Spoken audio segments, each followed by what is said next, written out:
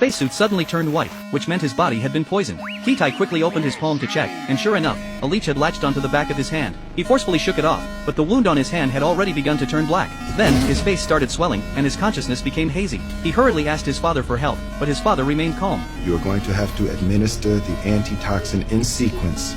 Inject yourself with the clear liquid first. Do it now. Kitai took off the backpack from his back and searched for the first dose of treatment. Now the second.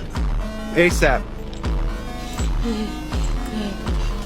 To your left, Kitai. Left! I can't feel my hand. I can't feel my hands. Press it into the ground. Roll over on it and press it into the ground, Kitai.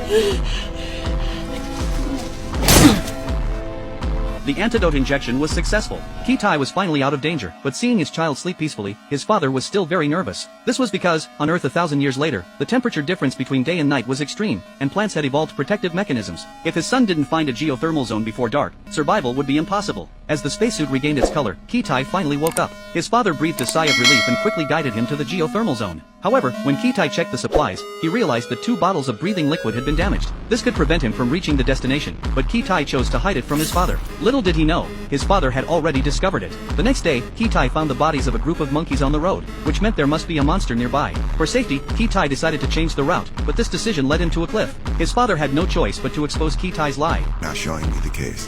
What? Show it to me now.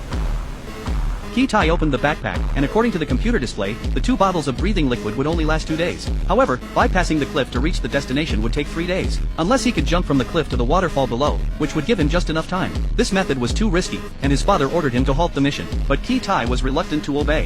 He had witnessed his sister's death with his own eyes, which had weighed heavily on him for years. Now, with his father badly injured and waiting for him to save him, he couldn't give up. He had to prove himself to his father. And you think I'm a coward? You're wrong! I'm not a coward! You're the coward! I'm not a coward! Kitai! Kitai turned and jumped off the cliff, confident he could land perfectly. Kitai, you've got incoming. Do you copy? You've got incoming. But then an eagle appeared above his head. Kitai realized he was being targeted as prey. He could only dive to evade the eagle's pursuit.